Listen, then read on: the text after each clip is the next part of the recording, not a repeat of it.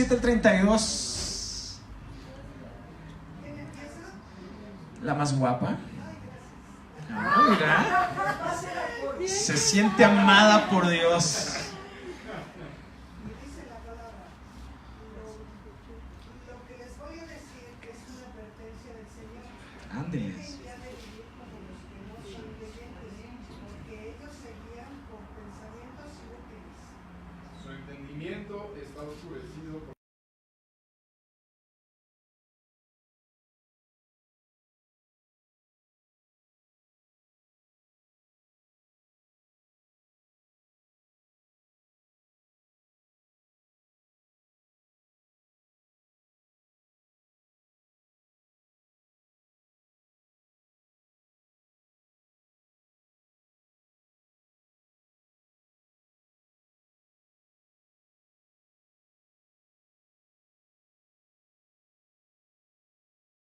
Les enseñó a dejar atrás la forma de vida que llevaban antes. Ese viejo ser va de mal en peor por los deseos engañosos. 23. Aprendieron a renovar su forma de pensar por medio del Espíritu. 24. y a revestirse del nuevo ser que Dios creó a su imagen para que practique la justicia y la santidad por saber la verdad. 25. Así que dejen las mentiras y díganse siempre la verdad unos a otros, porque todos formamos parte del mismo cuerpo. No permitan que la ira los haga cometer pecados, que la noche no los sorprenda enojados. No le den ninguna oportunidad al diablo para que los derrote. 28. Ajá. El que era ladrón deje de robar y trabaje haciendo algo provechoso con sus manos. Así podrá compartir con el que no tiene nada. Ninguna palabra corrompida salga de vuestra boca, sino la que sea buena para la necesaria edificación, a fin de dar gracia a los oyentes. No hagan poner triste al Espíritu Santo, quien es la garantía para su completa liberación en el día señalado. Quítense de ustedes toda amargura, ira y enojo, gritos, calumnias y malicia. 32. Por el contrario, sean amables unos con otros y sean de buen corazón y perdónense unos a otros, tal como Dios los ha perdonado a ustedes por medio de Cristo. Amén. Recuerdo que cuando llegué al jardín de niños, al kinder, ¿Ya había jardines de niños? claro, los dinosaurios no se van a pasear. Era muy interesante porque yo no había visto tantos dramas como lo vi, porque como yo estaba acostumbrado a ir a la escuela dominical, pues yo iba con otros niños, ¿no? en la iglesia. Pero había niños que no habían estado acostumbrados a pasar a una etapa diferente. Todo el tiempo estaban pegados con su mamá. Entonces me llamó la atención. Pues estábamos chiquitos, entrábamos a la clase y yo veía unos niños que se agarraban, se aferraban, unos se orinaban, ¿no? A mí me causaba mucho impacto que los niños hacían del baño ahí. Yo decía, ¿no les da vergüenza? Porque yo sabía que no debían hacerlo, ¿no? Y aparte ahí venían arrastrando ciertas costumbres de otra etapa de su vida, ¿no? Esas transiciones a veces son bien difíciles, pero tenemos que ir madurando. A mí lo que me ayudó es que yo ya viví ese proceso en la iglesia, pero otros que no tenían esa oportunidad les costó mucho. Unos todavía llevaban chupón. Es más, yo tenía compañeros en la secundaria que todos se chupaban este dedo, ¿no? Es más, tuve una vez en la iglesia de mi papá, un joven llegó nuevo, y recuerdo que se chupaba todavía el dedo. Y no eran los adolescentes, ya eran los jóvenes de mayores de 18. Le digo, ¿por qué te chupas el dedo? Es una costumbre que tengo. Hay cosas que le costaban desde hace cuánto de ir dejando atrás. En el pasaje que acabamos de leer va bien relacionado a lo que vimos la semana pasada, que nosotros habíamos estado llamados a ser uno para crecer. Recuerden que vimos que uno los nombró apóstoles, profetas, pastores y maestros, ¿no? Todo eso a fin de perfeccionar a los santos para la obra del ministerio. La razón de ser de que nosotros estemos aquí es que caminemos juntos para ser como Jesús, para ser el comienzo de lo que dice la Escritura, esa nueva humanidad. Dios tiene el afán de conectar el cielo con la tierra. Por eso me gusta el grupo Vals, ¿no? Porque dice entre el cielo y la tierra. Dios quiere conectar el cielo con la tierra y por eso lo comienza a hacer en la renovación de todas las cosas, ¿no? En la resurrección. Y dice en esta carta al principio que resucitamos con Cristo. Por eso la iglesia, el cuerpo de Cristo, los que han nacido de nuevo, venimos a ser las primicias de esa nueva humanidad donde Cristo es formado y donde caminamos para ser como Jesús. No es para ser gente fanática, no es porque gente fundamos tantas sectas que nadie sabe cuál es la verdad, no. Estamos basados en la obra de Jesucristo y en lo que Él está haciendo en nosotros. Y bien cantó Becky el día de ayer, que el que comenzó la buena obra la perfeccionará hasta el día que Él venga, hasta el día de Jesucristo. Entonces hacia eso estamos caminando. Vimos que ese ministerio, cada uno de nosotros hemos llamado a ser ministros, ¿no? Habla del tema diaconía, que significa servir. Entonces, cuando yo vengo a Cristo, ya no estoy enfocado a ser un creyente consumidor exigente. Platicamos la semana pasada, ¿verdad? Eso es como cuando en la película no empieza en el cine y empiezan todos a chiflar, ¿no? Pagué por mi boleto, ¿no? Quiero esto, que haya palomitas, que me sirvan, ¿no? A veces hay creyentes, platicamos la semana pasada, que piensan que se trata nada más de ellos y que pueden vivir con un cristianismo al menú. Al fin hay tantas iglesias, ya está, hay transnacionales de iglesias. Entonces yo puedo ir a la que me guste como canten, me guste que no me molesten, me gusten que esté más cómodo, donde el centro sea yo y el apapachado sea yo. Pero es una cosmovisión equivocada de la fe, porque nos hemos sido llamados a servir. Si se acuerdan, que vimos la escritura, ¿no? Para yo ser edificación, que todo lo que soy sea de bendición para otros. Y vimos esta frase de William Temple que decía que la iglesia es la única organización en el mundo que existe para beneficio de los que no son miembros de ella. Y ustedes me impresionaron porque el sermón lo llevan a la práctica en la semana. Platicaba con mi esposa, no me imaginaba que todos se iban a involucrar en el servicio. Y eso que hasta por alguna razón, porque esa diapositiva la había hecho antes de que llegaran los migrantes, se introdujo con eso.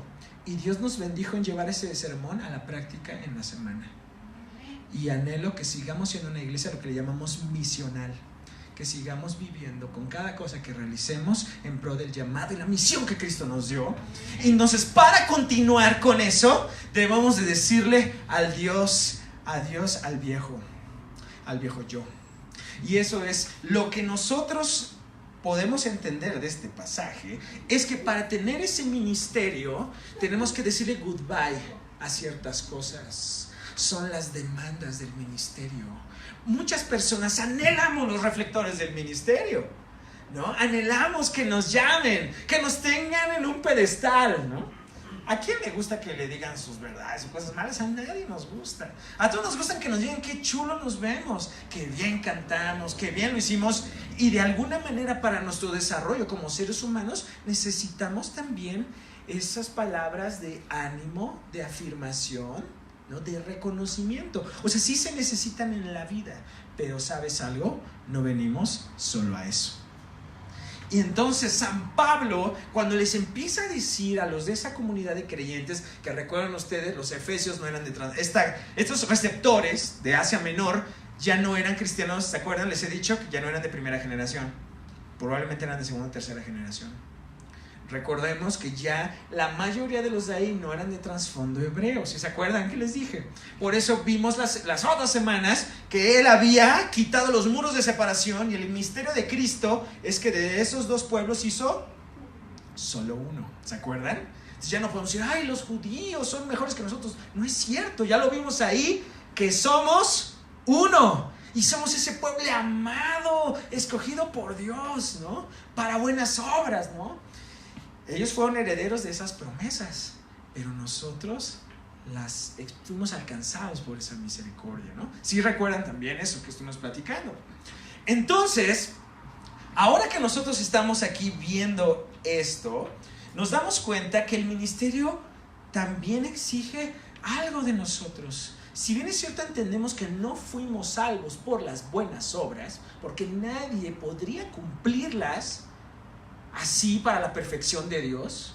O sea, comparándome con los que están en la cárcel, comparándome con no sé, con cualquier malandro que puedan encontrar, yo podría decir que soy mejor. Pero comparándome con el Dios Todopoderoso, 3 veces santo, me doy cuenta de que me falta mucho.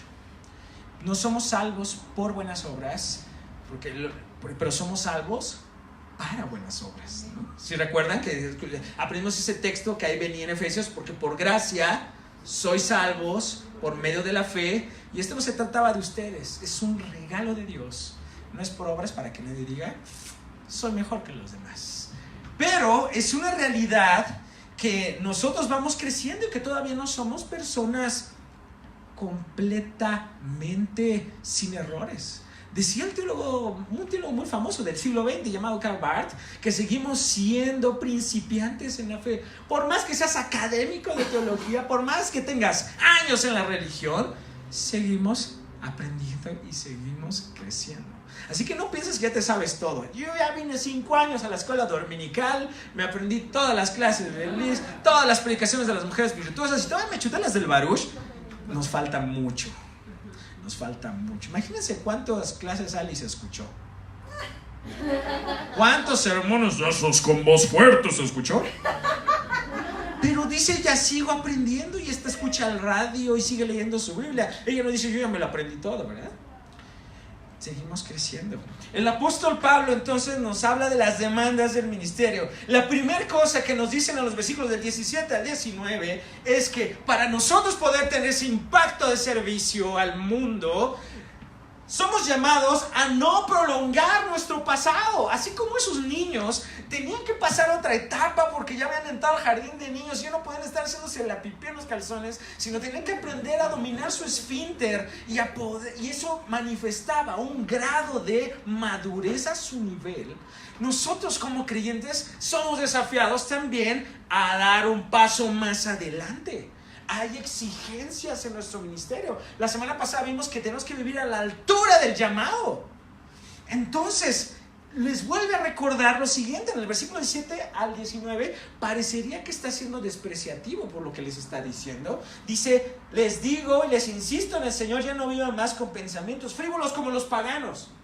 Entonces, parecería, si cualquiera que lo lea nomás así sin ver el contexto y todo lo que estamos leyendo, dirían, ay no, ¿cómo está diciéndoles paganos? Pues es que ellos mismos eran de trasfondo no judío. Pero ahí está refiriéndose a algo muy interesante. No lo está diciendo como una señalización étnica, sino les está diciendo algo bien interesante. ¿Cuál era la concepción de Dios que tenían en los pueblos de alrededor? Recuerden que para el mundo pagano y más para la gente que vivía en las religiones griegas, no, en las religiones paganas de Asia Menor, la moralidad no tenía nada que ver con la religión. No porque fueras una persona religiosa tendrías que tener un estándar moral muy alto. Si bien es cierto que los filósofos griegos desarrollaron pensamientos sobre la moral, la cuestión de la religión no necesariamente tenía que ver con la moralidad. Los dioses Zeus y Hera, que dominaban el panteón de los dioses griegos, no eran personas que tuvieran un estándar moral. Ustedes recuerdan por qué se enojó Hera con Zeus, porque se metió con una humana y nació Hércules, según su cosmogonía. Entonces Hera estaba molesta y ustedes, si llegaron a ver hasta las series de televisión, buscaba hacerle la vida imposible a los humanos y a Hércules, ¿no? Porque estaba celosa. Porque Zeus era alguien que no tenía un freno moral. Era alguien que podía hacer lo que quisiera. Y en la cuestión de la sexualidad, en este caso, él la tenía muy relajada. Y no solamente ellos. Por el otro lado, había la diosa Artemisa, que estaba en Éfeso, o Diana, ¿no? Si la ves desde el punto de vista romano, griego. Pero tenían una estatua de una diosa con miles de pechos. Y recuerden que en ese lugar se practicaba la prostitución sagrada, porque era un puerto importante que conectaba Asia con Europa, y donde llegan los marineros, bueno, que nos diga aquí mi hermano de la marina, ¿cómo se portan, no? Él es un santo, ¿no? Pero hay otros, el primo de un amigo nos contó. Pero bueno, donde están los puertos está tremendo, ¿no? Vayan a Tijuana, vayan a Veracruz. Bueno, yo no nos cuenten las chicas campis. No, ellas se portan bien. Veracruz, vean los carnavales donde hacen, ¿no? ¿Por qué? Porque llega gente, se porta mal y se va y ya no tiene ni quien lo persiga, ¿no? Después llegas y ahí ves a otros niños con tu cara, ¿no? Precisamente los puertos eran lugares de desenfreno. Esos cultos se mantenían económicamente por la prostitución sagrada. Entonces ese era su background. ¿Por qué lo digo esto? Porque a veces estamos tentados a querer culturizar nuestra fe. Simplemente vean, en algunos momentos ciertos cristianos protestantes vivimos o llegamos a vivir un catolicismo por sustitución. Solamente cambia la religión, pero no cambia el corazón. Y llega a ver lo que le llaman el sincretismo. Empezamos a mezclar prácticas de las religiones que traíamos con la nueva fe. Y ese era un gran problema que la iglesia se estaba enfrentando. Es bien interesante que el cristianismo no te vino a judaizar. Por ejemplo, cuando una persona se vuelve miembro del Islam, en su mayoría, tiene que adoptar la costumbre de los árabes. Por ejemplo, esa región ahorita, donde está Éfeso, donde están todos ellos, eran de cultura griega. ¿Y qué creen ahorita? ¿Cómo son? Hasta hablan árabe, a veces, ¿no? Bueno, hablan turco, ¿no? Pero ellos adoptaron toda la cultura de los árabes porque se islamizó. Igual Egipto no era árabe, pero por la cultura del Islam se volvieron a ellos, hasta hablan el idioma. La gente no puede leer el Corán en su propio idioma, tienen que leerlo en árabe. Pero lo más increíble de la fe cristiana es que no vino a meternos una cultura, sino crea una nueva. Y toma de lo que tú eres y saca lo mejor. Porque la fe cristiana nos habla de la renovación de todas las cosas. Entonces no viene a judaizar a los mexicanos, sino a transformar tu mexicanidad para la gloria del Padre. Eso es impresionante. Entonces tiene que ayudarles a ellos a que a sanar esos conceptos de Dios, porque la concepción de Dios que tenían estos hombres o estas personas estaba totalmente distorsionada. Y corrían el riesgo de solo cambiar los nombres y seguir viviendo de la misma manera. Entonces, quiero decirte algo. Probablemente los acercamientos que tuviste a la fe en el pasado no fueron los más sanos ni los mejores. Tal vez tuviste ejemplos que no fueron buenos, aún si tú vienes de una familia cristiana o protestante. Probablemente te enseñaron que se puede vivir una doble vida. En el templo no se aplauda, pero en la casa sí se les pega a las esposas, ¿no? Puede pasar así. Te puedo contar cientos de historias, pero no es para ventanear a nadie. Lo que te quiero decir es que a veces venimos arrastrando cosas nocivas de la religiosidad. Hay cosas buenas que no las vamos a desechar, pero hay cosas que sí han sido negativas. Y sí hay cosas que podemos correr el riesgo de seguir arrastrando, de solamente vivir una careta y una simulación de la fe. Y ese es el gran problema que tienen las personas no creyentes con nosotros, porque ven a una persona, catalogan a todos, ¿no? Es que los cristianos son malos, ¿no? ¿Por qué no? Pues porque Hitler y que porque no sé, Hernán Cortés, bueno, pero que los que quemaron las brujas de Salem, chispas, qué pena, ¿no? Pero quiero decirte que eso no nos representa a todos. Y nos corresponde a nosotros hacer evidente esa realidad. ¿Por qué? Porque no debemos prolongar nuestro pasado, seguir con las mismas motivaciones, los mismos parámetros, la misma visión del mundo, las mismas idolatrías, las mismas metas. Recordar el llamado de Dios, la elección que hizo de los suyos, nos debe de llevar a transformar lo que somos. No lo vas a hacer en tus propias fuerzas. Tienes el poder del Espíritu, pero quiero decirte que hagas un autoanálisis. Yo lo tengo que hacer día tras día, todas las noches me acuesto, todas las mañanas. ¿Cómo me estoy pareciendo más a Jesús? No prolongues tu pasado. Dice: no vivan más con los pensamientos frívolos. ¿Cómo lo dice la PDT? ¿Cómo los pesan esa traducción que ustedes leyeron? Pensamientos inútiles. ¿Qué es lo que conduce? Cuando tú ves la escritura, en el pensamiento hebreo, el corazón no es lo que ahorita nosotros vemos, ¿no? Cuando dices, ay, te amo con el corazón, te lo relacionamos a los sentimientos, a eso, y se lee poéticamente muy bonito, ¿no? Porque es parte de la poesía, ¿no? Usamos ese término para decir algo profundo, ¿no? De los sentimientos. Pero el pensamiento abre el corazón, habla de lo que conduce a tus decisiones. Eso ahorita, ¿cómo lo llamamos? Nuestra mente. Y es lo que nos llama a transformar, porque de lo lleno del corazón va a hablar nuestra boca. Decía Jesús que lo que contaminaba al hombre no era lo que entraba en él, porque los fariseos decían, no, por eso no como ni esto, ¿no? Ni moronga, ni nada de eso. Y podemos parecernos nosotros la gente más buena porque no comemos ciertas cosas, pero dice lo que verdaderamente contamina al hombre, lo que sale de él. ¿De dónde salen los asesinatos, los homicidios, los malos pensamientos? Del corazón. ¿Y de dónde es esto? Aquí. Entonces dice, deséchate de esos frívolos pensamientos. A causa de la ignorancia que los domine por la dureza del corazón, estos tienen, y vean cómo el paralelismo dice, tienen oscurecido el entendimiento. ¿Ya ven? Y están alejados de la vida que proviene de Dios. Han perdido toda la vergüenza, se han entregado a la inmoralidad y no se deshacen de cometer toda clase de actos indecentes. ¿Cómo va agarrando sentido cuando recordamos que está hablando precisamente de ese culto que fue muy famoso? O sea, era tan famoso que el templo de Diana en Éfeso era considerado, como les dije hace unos días, una de las 7 maravillas del mundo antiguo. Si tú lees en el libro de los Hechos, vas a ver la trifulca que se armó cuando San Pablo fue a predicar allá. Pero se armó grande, porque ¿cómo te atreves a hablar de nuestra Madrecita Santa? ¿Se parecerá algo? Así es, aquí peregrinan muchos, ¿no?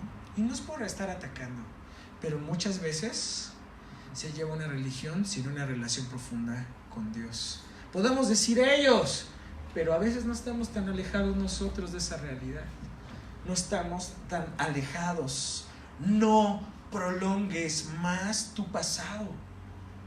Eugene Peterson, un escritor cristiano que apenas murió hace unas semanas, escribió una traducción de la Biblia que se llama El Mensaje, The Message. Es un gran escritor y él hablaba en un comentario sobre Efesios.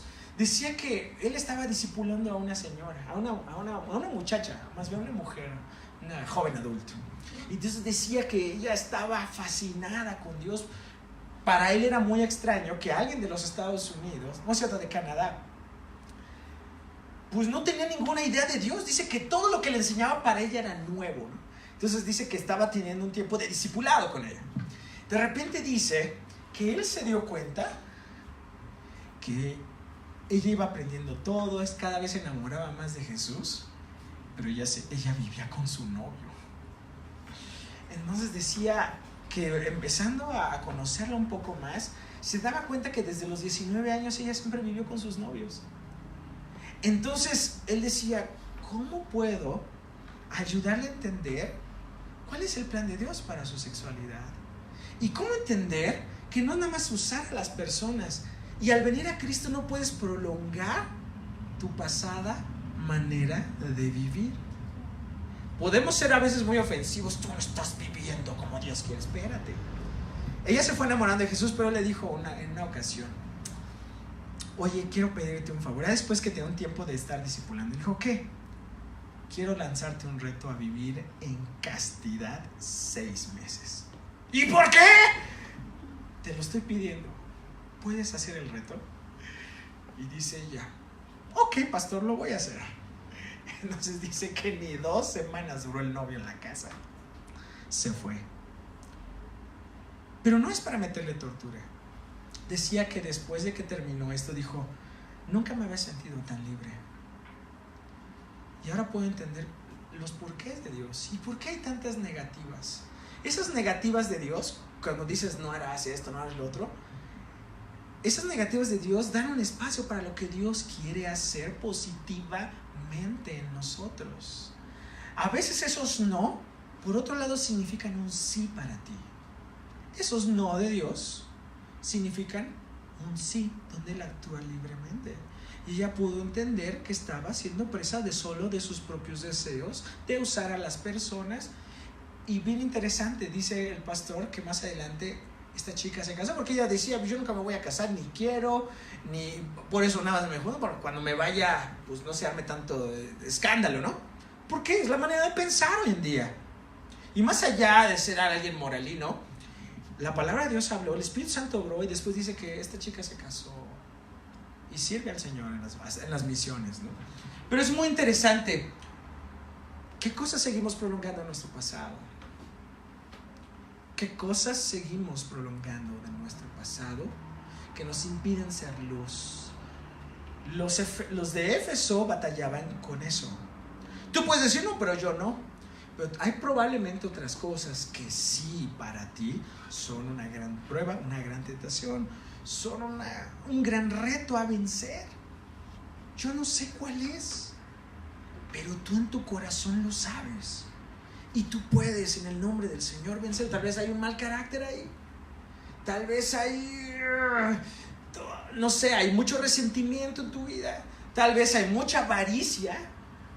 No sé. Solamente Dios y tú lo saben. Pero tienes el reto. Si quieres ser luz en este mundo, si quieres reflejar lo que Cristo es en realidad y no ser un reflejo opaco de quién es Dios, o un de esos vidrios. ¿Nunca has visto cuando un vidrio te acabas de bañar? Por ejemplo, ahora que luego me baño y me quiero rasurar y los espejos están empañados, entonces no veo, de por sí sin lentes no veo, ¿no? Entonces trato de rasurarme a ver cómo le atino, ¿no? Bueno, a veces así somos esos espejos empañados para querer reflejar quién es Dios. Prolongar nuestra antigua manera de vivir hace que a la gente le sea más difícil conocer quién es Dios, conocer esa santidad, que no les caiga gorda esa santidad, sino que los inspire esa santidad. La segunda cosa, decirle adiós al viejo hombre, significa vivir en sintonía con lo que creemos. Versículos del 20 al 24. Vamos a pedirle a mi esposa, Lorena, que lo lea.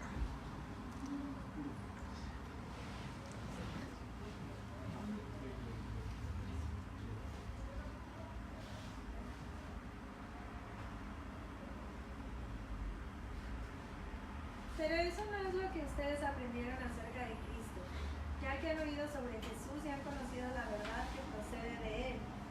Desháganse de su vieja naturaleza pecaminosa y de su antigua manera de vivir, que está corrompida por la sensualidad y el engaño. En cambio, dejen que el Espíritu les renueve los pensamientos y las actitudes. Pónganse la nueva naturaleza, creada para ser a semejanza de Dios, quien es verdaderamente justo y santo. Esa es la meta de nuestra salvación. Esa imagen distorsionada por el pecado lo que hizo inviable que nosotros pudiéramos vivir la vida que siempre quisimos, ¿no? En perfecta comunión con Dios, en perfecta comunión conmigo mismo, una perfecta comunión con mi prójimo y con el mundo que Dios creó, que ahora es hostil, uno a Él y Él a nosotros. Eso que se rompió por el pecado puede ser posible en la restauración, ¿no? A eso vamos, a caminar esa imagen. Entonces me llama la atención eso. Significa vivir en sintonía con lo que creemos, porque una evidencia de una fe genuina es una vida de obediencia. Jesús fue el crítico más acérrimo de la religión cuando ésta dejaba de reflejar quién verdaderamente era Dios. Ustedes recuerden, ¿no? Jesús era ampliamente misericordioso con las personas que eran excluidas, con aquellos que eran nombrados por todos pecadores, pero era implacable con aquellos que ya tenían mayor conocimiento y no vivían una congruencia. Y la gente decía, Jesús es diferente porque enseña como quien tiene autoridad y no como los escribas y fariseos.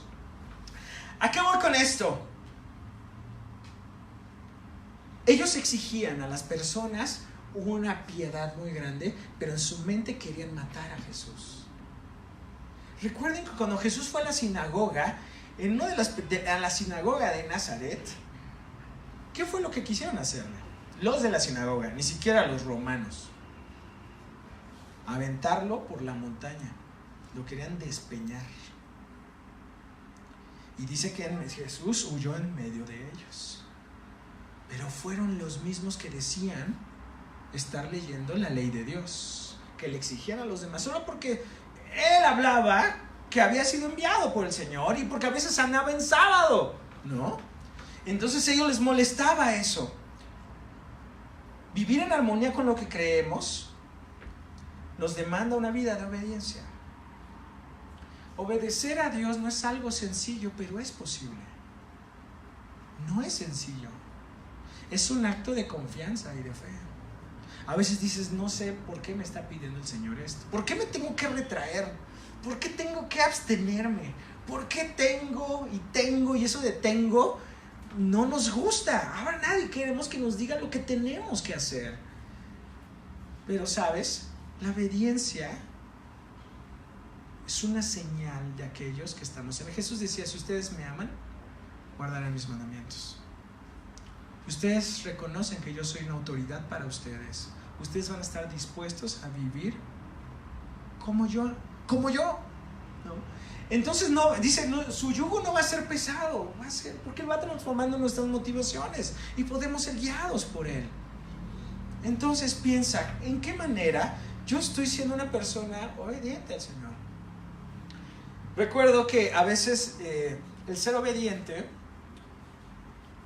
es símbolo de que yo pueda ser guiado por alguien más. Por ejemplo, estábamos yendo hace unos años a Tlaxcala a un festival de rock que hay allá en la montaña, un festival cristiano que hace un ministerio que se llama Alcance Subterráneo. Entonces obviamente que para llegar a esas montañas del balneario que está del IMSS, la Malinche, vamos para allá. Pero venían manejando los amigos, ¿no? Entonces venía manejando a alguien que no le gusta usar el GPS. El problema es que no le gusta seguir direcciones. Entonces el GPS lo dice, date vuelta a la izquierda. Entonces dice, no, yo me hice otro camino y estaba cerrado. Nos perdimos por todas las veces que no le quiso hacer caso a esa guía trazada. El costo de la desobediencia nos llevó que gastáramos más gasolina. Nos llevó que casi nos asalten. Nos llevó también que nos perdimos algunos grupos que queríamos ver. ¿Por qué? Porque decía yo, no quiero que nadie me diga lo que tengo que hacer. Y menos ese aparatucho. Pasa a veces así con nuestra fe, con nuestra vida. Has desgastado años de tu existencia en la necedad. Y no te lo digo por molestar, te lo digo porque por testimonio vivo. Cuando me aferro yo a seguir mi mala manera de vivir, desgasto mis recursos, desgasto mis relaciones interpersonales. Cuando Dios ya ha trazado una directriz, que es su palabra, que es lo que nos lleva a que el juego funcione. Nicky Gamble, un pastor de Inglaterra, él escribe un curso muy famoso a nivel mundial que se llama Alpha. Entonces él escribe algo muy interesante sobre por qué obedecer a Dios y por qué las leyes de Dios son importantes para la vida. Y él decía que en una ocasión él llevaba a sus hijos a jugar fútbol. Ya saben que en Inglaterra son buenísimos. Creo que ahí se inventó el fútbol. Creo. No recuerdo, sí, ¿verdad? Bueno, ahí son tremendos jugadores, ¿no? Entonces dice que él llevó una mañana a sus hijos a jugar fútbol. El problema fue que dice que no llegaba el árbitro. El árbitro traía las casacas de los niños. Entonces dice que ya llevaban una hora esperando, 1 hora y media. Y ya estaba la gente aburrida, estaba ya molesta, los niños inquietos. Hagan de cuenta 20 Mateos y 20 Gabos y 20 Lilas. Entonces ya estaban, ya quiero jugar y mamá. Y así como, hijito, espérate, ¿no? Bueno, total que Nicky Gamble dijo, bueno, yo de chico jugaba, entonces medio me sé las reglas, vamos a organizar, ¿no? Entonces, órale, pónganse a los niños. Y dice, fue un tremendo caos. No traía silbato, no me sabía los nombres de los niños, no sabía qué equipo era quién. El problema es que estaban jugando, fue fuera de lugar, otro niño le hizo una falta, el papá se enojó, el papá se quería meter a pegarle al niño, el otro papá, pues fue un relajo. Las reglas son importantes para que el juego tenga sentido, porque aunque quieras jugar y no aplica las reglas, todos se frustran, se enojan, se vuelve un caos y no tiene ni sentido estar jugando. Cuando dice que ya quiere explotar, dice que a lo lejos ve un hombre que venía corriendo. Entonces se pone caminando, se venía cambiando su playera negra de árbitro, sacó su silbato, le dio las casacas a los niños, la gente aplaudió y el juego llegó a cumplirse bien. Porque él sabía aplicar las reglas. Los límites que pone Dios son para tu bendición y para bendición del mundo. Y son importantes, no para tu salvación, sino para bendición de los demás, para que esta vida pueda tener el mayor de los sentidos. Tenemos que vivir en sintonía con lo que creemos. Lo siguiente que nos dice el texto, de decirle adiós a ese viejo, a esa vieja naturaleza, a ese viejo Baruch, a esa antigua Alice, a ese antiguo Omar Fonseca, el que lo conozco desde los 18 años, tiene que ser diferente ahora. Versículos del 25 al 23, ¿qué nos dice? Habla acerca de nuestras relaciones. 25 al 28, ¿puedes leerla, Evita? Perdónenme, lo leí mal. ¿Mandé? A ver, las cargas. No, cierto. Vani, ¿lo puedes leer? Así que dejen las mentiras y díganse siempre la verdad unos a otros, porque todos formamos parte del mismo cuerpo. No permitan que la ira los haga cometer pecados, que la noche no los sorprenda enojados. No le den ninguna oportunidad al diablo para que los derrote. El que era ladrón deje de robar y trabaje haciendo algo provechoso con sus manos. Así podrá compartir con el que no tiene nada. Significa no prolongar nuestro pasado, vivir en sintonía con lo que creemos. Decirle adiós al viejo hombre significa que podamos construir el día de hoy relaciones honestas y productivas. Relaciones honestas. Si tú lees esos versículos que leyó Vania, habla de mi comportamiento como cristiano en relación al prójimo. La comunidad es importante ahora que estás en Cristo. No puedes pretender vivir una vida cristiana aislado. En la antigüedad, ¿no? Después del siglo III, IV, algunos cristianos se quisieron aislar del mundo porque decían el cristianismo se corrompió, ahora que el imperio ya los abrazó, vamos a empezar nuestra cristiandad en las montañas o en el desierto, ¿no?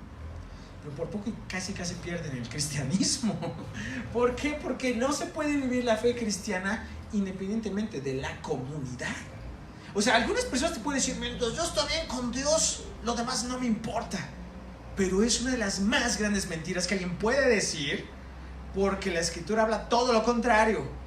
Que ames profundamente al Señor, con todo tu corazón, toda tu mente, todas tus fuerzas, y de la misma manera a tu prójimo como a ti mismo. Y esto lo hace realidad estos versículos, dejando la mentira. Entonces, ¿cómo podemos nosotros construir relaciones honestas y productivas? Dando una aceptación radical a las personas. ¿Qué es lo que nos lleva a mentir? Porque ahí habla al principio, dejando toda la mentira.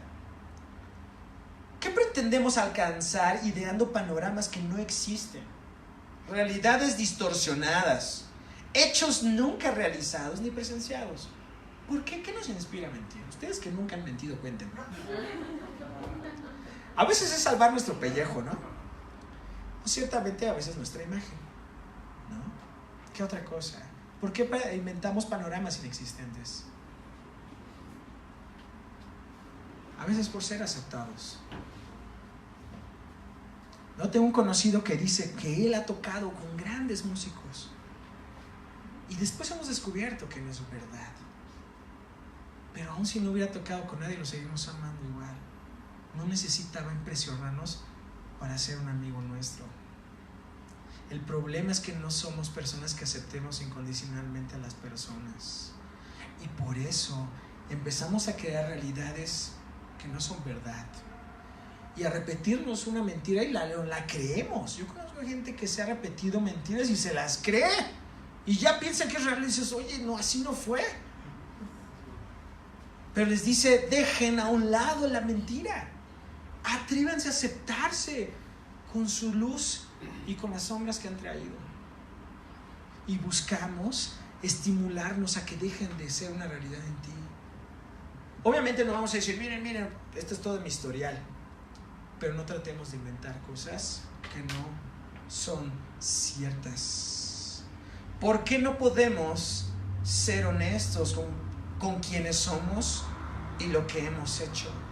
La transparencia en las relaciones fue algo que se perdió desde la caída. algo bien interesante en lo que el texto del Génesis nos recuerda, porque todo va relacionado a la escritura, es que lo primero que se rompió fue esa transparencia de su relación con Dios. Les pregunta al Señor, ¿dónde estás? Y no es porque Dios no sepa dónde estaban, pero parece que le quiere decir, oye, ¿quieres decirme algo, verdad? O sea, Dios sabe qué hicieron. Y ellos pierden esa transparencia con Dios. Es que estaba desnudo y mejor no vais a ver, tú que me creaste, ¿no? Pero lo que trata de decir es que ya no existe esa transparencia en las relaciones, ni entre ellos, ni con Dios. Les dice, las relaciones tienen que transformarse, debe existir una aceptación radical. Cuando las relaciones están infectadas por el pecado, llegan a ver todo ese cúmulo de situaciones nocivas en las relaciones. Por otro lado, también es un desafío llevar la experiencia humana a un plano sobrenatural. ¿Por qué? Porque dice algo bien interesante. Yo me acuerdo de niño, le decía a mi papá ese texto, ¿no? En Reina Valera, le decía, airaos, pero yo le cambiaba el pequéis y no peguéis, porque como me portaba mal, quería ir, ya saben cómo andaba de blasfemo en esa época. Pero bueno, estaba chiquito. Pero lo que quiero decirte es que, si bien es cierto, van a haber cosas que te van a indignar. ¿Cuáles son las cosas que te hacen enojar? ¿Qué cosas te hacen enojar? A ver, Fomi. No sé. ¿Qué cosas te chocan? Que no hagan lo que les toca. Que no hagan lo que les toca, ¿no? Y Omar llega temprano, No. todo, y luego llega a su trabajo, y su equipo de trabajo, no hicimos nada. No hicimos, en tu equipo de la escuela, ¿no? No hicimos nada y pon nuestros nombres en la portada, ¿no? No es que lo haya hecho, es que lo he visto. ¿Qué cosas te molestan, güey? ¿Qué me preguntan? ¿Qué me preguntan?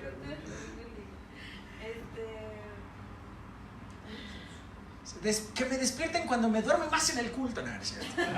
¿Qué cosas te molestan? Que nos puedas contar. Yo creo que a lo mejor cuando como que se has invertido a lo mejor en alguna persona y has tenido paciencia y a lo mejor como que no ves avance, ¿verdad? Como que, ay, imagínate cuando tienen hijos, ¿no? Lo mandé a la escuela, le di la mejor educación, se escapó con el Brian, ¿no? Oh, qué tremendo. ¿Qué cosas te molestan, Davidcito? Yo creo que algo similar como lo que dice Donnie, de repente el invertir como ese esfuerzo y no ver resultados, ¿no? Este es el verbo to be, ¿no? ¿Cómo? No, es complicado. La experiencia humana nos va a llevar a entender que es imposible no enojarse. O sea, hay cosas que te van a indignar, que te van a sacar de tus casillas. Hay situaciones que te van a irritar, fricciones por el modo de pensar. Nadie pensamos igual, ¿no? Ahorita que Betsy está entrando a la adolescencia, ¿no? No me quiero peinar con moñitos, ¿no?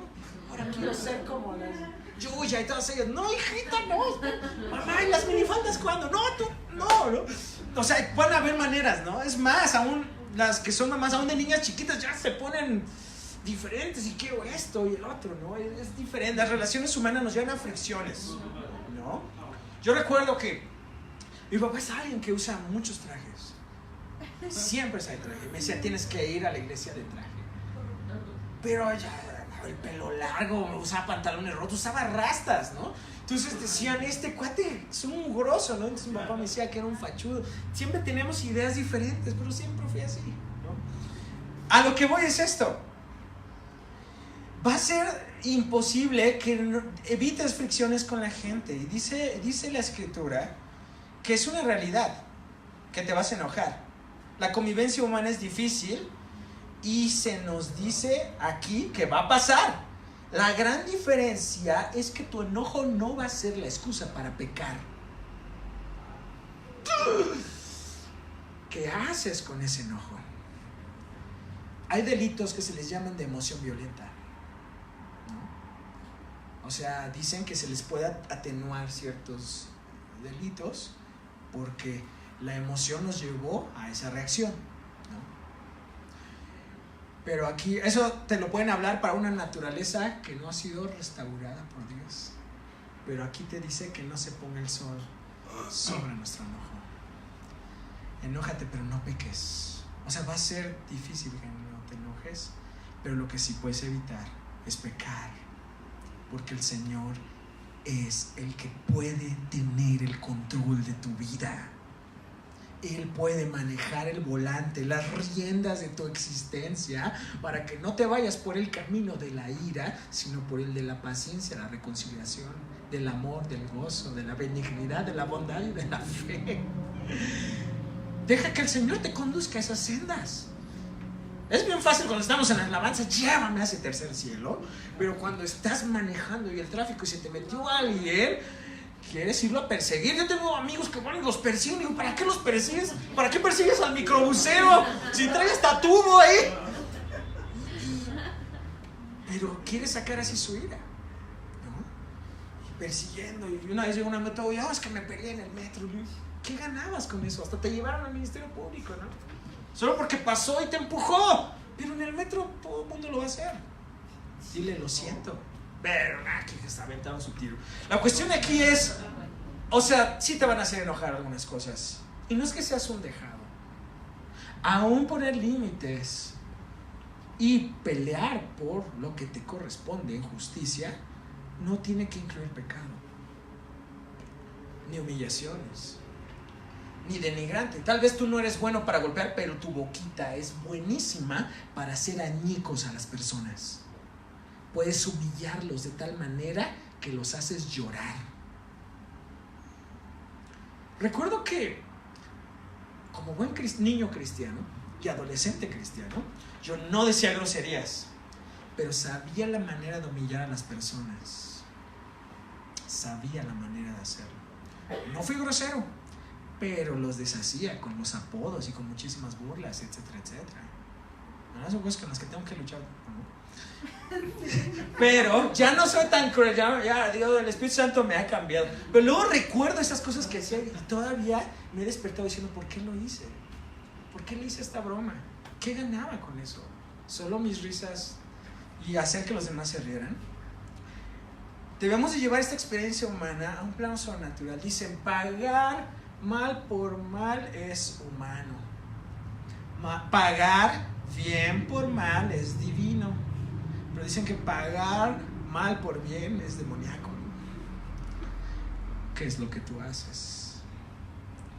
Llevamos la experiencia humana a un plano diferente. Si se enojan, no pequen. No permitan que el enojo les dure hasta la noche.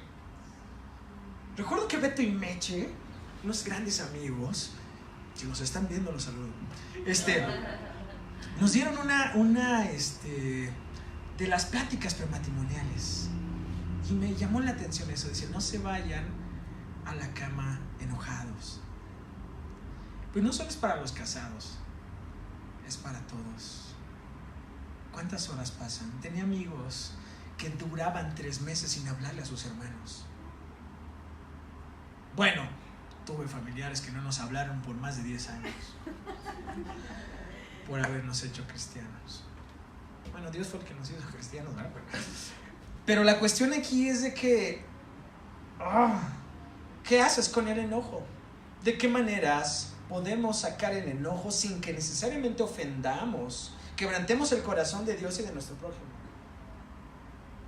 Algo que hago, por ejemplo, es cantar.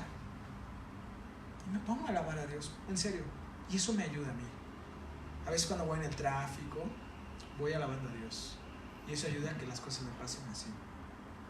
O cuando alguien llega a molestarme, el Señor me ayuda a calmarme cantando, ¿no? Y recuerdo la gloria de Dios y ya digo, creo que puedo tener otra actitud. ¿Cuánto tiempo tiene que durar?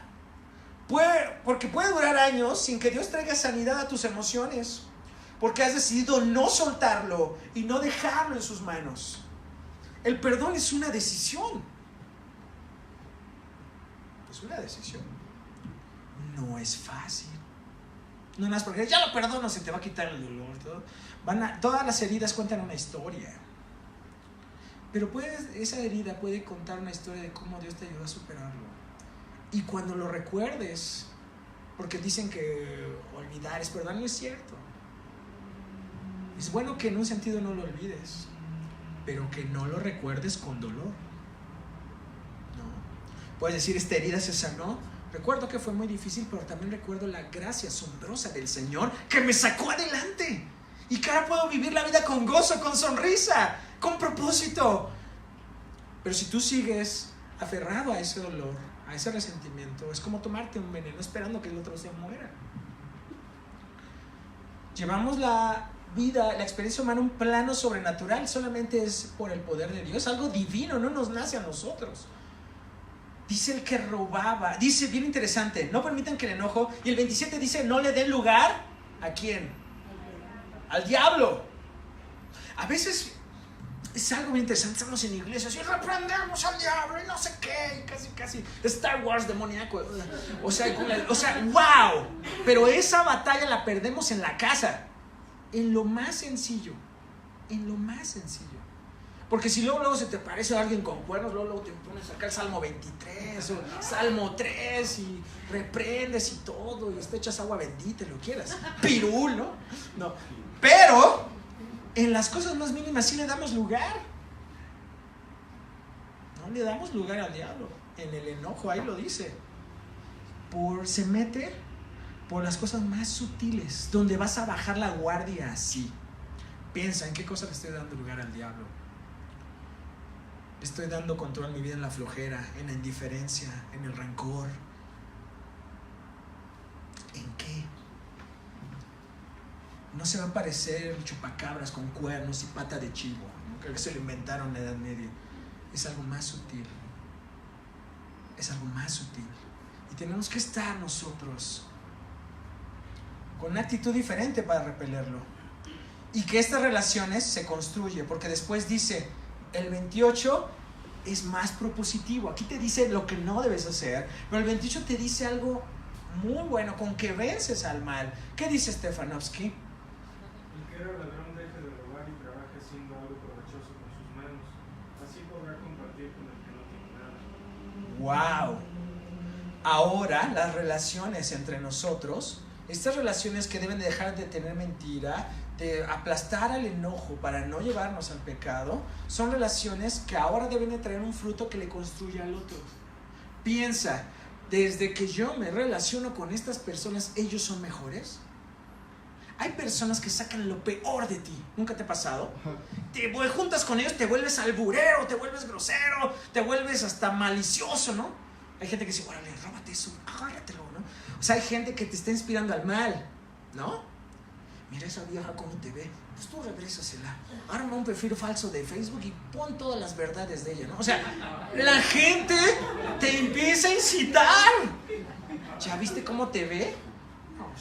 No, y le mira cómo mira a tu marido. Agárralo, agárralo en la mano ahorita. O sea, hay gente que cuando se junta contigo te llena de su basura. Pero aquí dice que las relaciones sean lo contrario. Desde que se junten contigo, puedan tener más de Dios. ¿No? Que padre que le digan, wow, me gusta pasar tiempo contigo porque tú me entiendes. Me gusta pasar tiempo contigo porque me siento con paz. Me siento diferente. Me inspiras, ¿no? Un amigo, es bien interesante, estaba en la preparatoria, y es para que me ponga de ejemplo, pero ese muchacho me dice, me quiero juntar con ustedes porque ustedes van bien en la escuela. Y él ahora es un creyente, ¿no? Después de, desde el 96, ¿no? Pero algo que le llamó la atención es que entrábamos a clases. Bueno, si eso le pudo impactar para la salvación, ¿qué no puedes hacer? ¡Wow! Me quiero juntar con ese, quiero trabajar con ese arquitecto porque es honesto, ¿no? Porque no mete material de segunda, estamos seguros, nos da seguro, no se nos quiere. ¡Wow! Quiero trabajar con Estefano en el call center porque este jefe no es libidinoso, es alguien bueno, es alguien que nos entiende, que ora por nosotros, ¿no? Cuando a veces estás en un lugar, puedes orar por la gente, ¿no? Que puedan decir eso. ¡Ah! ¡Qué bueno que soy vecino de Alicia! ¡Wow! Esa señora qué buena es, qué dulce es, ¿no? Ah, wow, bueno, yo te puedo decir qué bueno que fui vecino de Erika. Uf, en serio. Erika y su tía me salvaron cuando se inundó mi casa. Yo estaba ahí con mi jícara. No, hombre, llegó a su tía y wow. O sea, hay gente que dices, cuando estoy con ellos, qué bueno. O sea, qué bueno es tener a alguien como ellos, ¿no? Qué malo que digan, ay, no, el Baruch, qué terrible. Entonces, vean que todas estas cosas van a tratar de romper la unidad de la comunidad. O sea, si vamos a relacionar esto con la iglesia, una iglesia con puras mentiras, una iglesia donde se roba, espero que no exista ninguna, una iglesia donde todo esto, todos están enojados contra ellos, se quieren dividir. Qué duro es encontrar una comunidad así, donde nadie de nosotros queremos ceder para que se transforme no solo la iglesia, el mundo. Esto debe ser un adelanto, como decía Lano, solo me imagino. Debe ser un adelanto de la gloria, donde las personas salen transformadas. Nos cambia la percepción del trabajo, le dice, ya no robes, ¿no? Ahora lo que tú ganes es para los demás, es para los hondureños, y para los de Nayarit, y para el de al lado, ¿no? Para el que tú ves aquí, que puede tener buena ropa y que no se ve con necesidad, pero que a lo mejor la está pasando mal. A lo mejor la está pasando mal. O sea, el fruto de tu trabajo va a ser para construirle al otro. Y va relacionado con el texto anterior de que te nombró pastores y maestros. Somos los pastores de esta comunidad, ¿sí sabían? No, los que fue al seminario, no, o sea, ustedes les dice la escritura, apacentar a la grey de Dios, ¿no? O sea, somos los pastores de esta comunidad, tenemos que vernos así. Como los de este edificio ni los conozco, ¿no? Es más, no conozco ni al dueño del local, ¿no? Entonces tenemos de alguna manera pensar como los de Prado Churubusco, los de acá, somos nosotros los que los vamos a pastorear a ellos. Ya no vivo para mí, vivo para el reino. Vivo para el reino. Y lo último, perdón que me alargue, significa manifestar la realidad de la gloria de Dios en este mundo caído. 29 al 32. ¿Qué nos dice después? Liz, la predicadora. No digan malas palabras, sino palabras que ayuden y animen a los demás, para que lo que hablen lo hagan bien a quienes les escuchan. No hagan poner triste al Espíritu Santo, quien es la garantía para su completa liberación en el día señalado. Quítense de ustedes toda amargura, ira y enojos, gritos, calumnias y malicia. Sean amables y considerados unos con otros, y perdónense como Dios nos ha perdonado a través de Cristo. ¡Wow! Nos dice que entonces la realidad del reino de Dios es que cada acción está enfocada para el bien del otro. Todas las cosas que se dicen ahí, ¿para qué son? No digas palabras obscenas, no vaya a ser que van a decir que eres un pelado. No. Dice algo bien interesante, no es por ti, no se trata de ti. Dice, por el contrario, que sus palabras, ¿qué dicen? Edifiquen a otros. La NBI dice, contribuyan a la necesaria edificación y sean de bendición para quien nos escucha.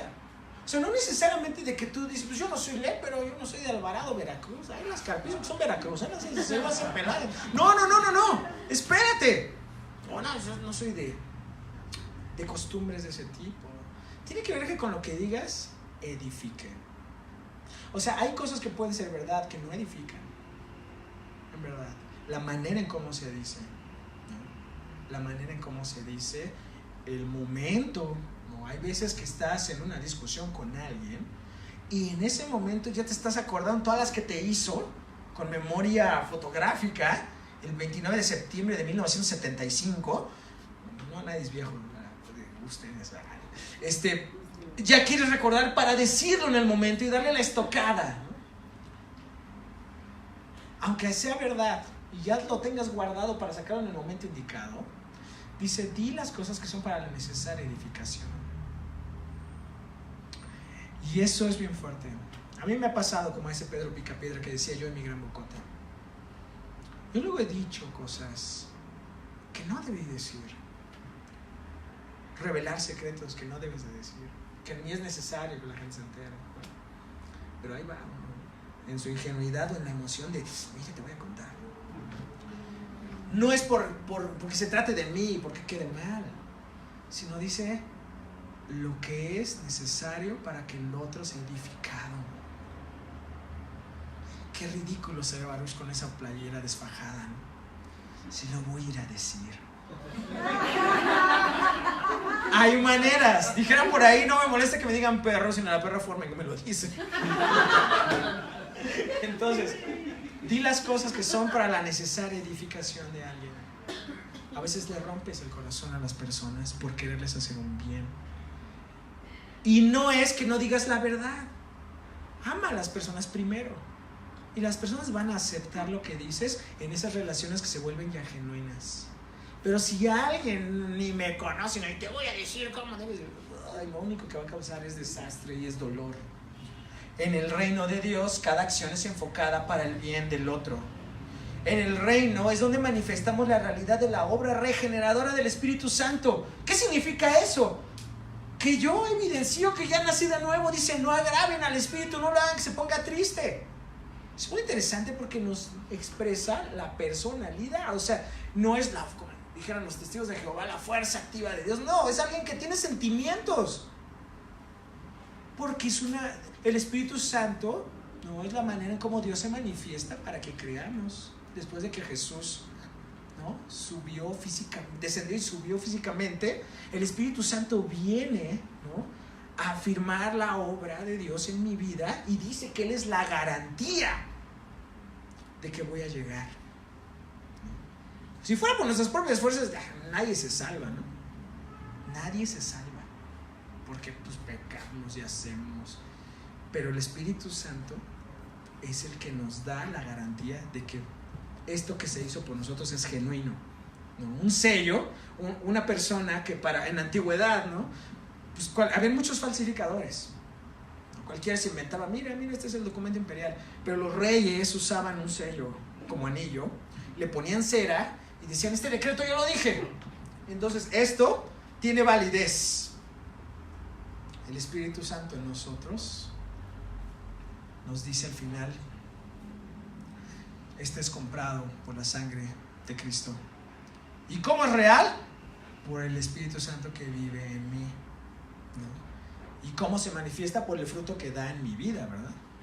Es lo que hace evidente para los ojos de los demás lo que invisiblemente pasó en nuestro corazón, ¿no? Por eso es tan importante que haya un cambio en nuestra vida. En el reino se viven valores antagónicos a los de la sociedad que nos rodea, ¿no? A los ojos del mundo siempre van a estar, la ideología es el que gana, es el exitoso, el triunfador, ¿no? Tengo un amigo que está en una empresa, ¿no? Entonces ellos, para demostrar que son exitosos, empresarios exitosos, tienen que subir fotos en traje, ¿no? Así, mostrando la vida del que gana mucho dinero, ¿no? ¿Por qué? Porque para los parámetros del mundo eso es, ¿no? Mostrar cuánto dinero tengo, cómo lo obtuve, por 2 clics en una aplicación, ¿no? Pero es como, wow, el mundo eso valora como importante.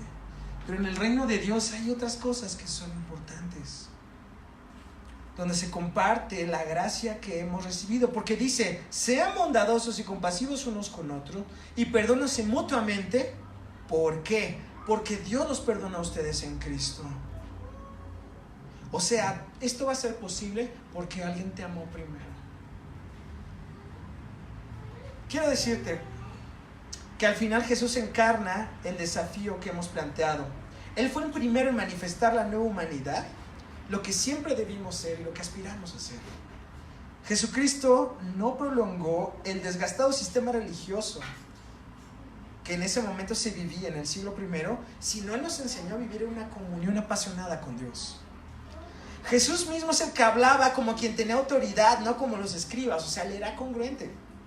3, Él vivía relaciones que daban vida, edificaba y hacía que los que convivían con Él se parecieran más al Padre. Recuerden que cuando a Pedro al final le decían, este andaba con Jesús porque habla con Él, como Él. Y no porque tuviera solamente el acento de los galileos, sino porque era evidente que pasaba tiempo con Jesús. Y 4, Él se convierte en la estructura de credibilidad del Padre. Manifiesta la realidad del reino de Dios. Las estructuras religiosas estaban haciendo muy difícil que pudieran creerle a Dios, pero Jesús dice que fue el que dio a conocer al Padre. Y si Él pudo hacerlo, ese Cristo que vive en ti puede hacerlo posible el día de hoy si tú crees en Él. No es, pues es que el pastor es más santo y por eso a Dios lo escucha más y a Él es más fácil. No, Él puede hacerlo en ti, porque Él puede hacer en ti lo que es agradable delante del Padre. Así que si hoy tú pones tu vida en Jesús, si hoy tú le dices, ayúdame porque no puedo en mis propias fuerzas, Él es poderoso para hacerlo. Así que cierra tus ojos y digámosle goodbye a ese viejo, a esa vieja versión de ti y de mí. Señor, te alabamos porque eres bueno. Te alabamos por tu inmensa bondad. Porque estando alejados y teniendo otros valores, otros principios, tú nos llamaste, nos conociste, nos escogiste, nos diste perdón, nos justificaste y ahora nos estás santificando. Y en el futuro seremos glorificados. Señor, gracias por la oportunidad de ser tu iglesia. Y para dar ese paso de impacto a este mundo, guíanos para despojarnos de todo aquello que hace lento nuestro avance en parecernos a ti. Todo aquello que por muy atractivo y cómodo que fue, está siendo tóxico para nuestra relación contigo. Señor, dame la fuerza sobrenatural de decirle adiós al pecado y decirle hola a tu santidad. Señor, dame la fuerza para que las relaciones interpersonales que yo tenga con alumnos, compañeros de trabajo, familiares, sean de vida. Señor, sé que es divertido ser sarcástico, pero ante tus ojos es terrible porque humillamos a los demás. Que no diga, perdóname por todos los comentarios clasistas, racistas, tan terribles que nuestra naturaleza caída quiere sacar. Perdóname, Dios, perdónanos. Ahora saca de nosotros cosas que edifiquen a los demás, que veamos con amor a los otros, con un amor genuino, y que no lo vea a mi prójimo, al vecino, como un enemigo a vencer, que no lo vea como alguien a quien humillar. Permíteme ver aún a mi familiar que me cae mal, aún a mi vecino irritante. Ayúdame a verlo como alguien a quien bendecir, a quien ministrar. Señor, dame esa fuerza de ser alguien que inspire a otros a seguirte. Ayúdame a tener relaciones de edificación. Ayúdame a revelar la realidad del reino en donde estoy. Que sea un pedacito del cielo mi hogar. Que sea un pedacito del cielo aún donde manejo y donde convivo. Que aún la diversión y el entretenimiento que yo pueda tener sea de bendición y siempre edifique. Y que edifique a otros. Señor, guíame. Ayúdame a ser alguien congruente con mi fe, con este amor que tú me has dado. Que no me reserve en darlo y en darme a otros como tú te diste por mí. Hoy, Señor, reconozco que vivo para tu gloria. Yo me comprometo contigo a decirle no al pecado y en tu poder decirle sí a tu vida, a la vida en plenitud que tú nos das, esa vida en abundancia, oh Señor. En el nombre de Jesús te lo pido, Padre. Haz tu obra en mí. Amén. Amén.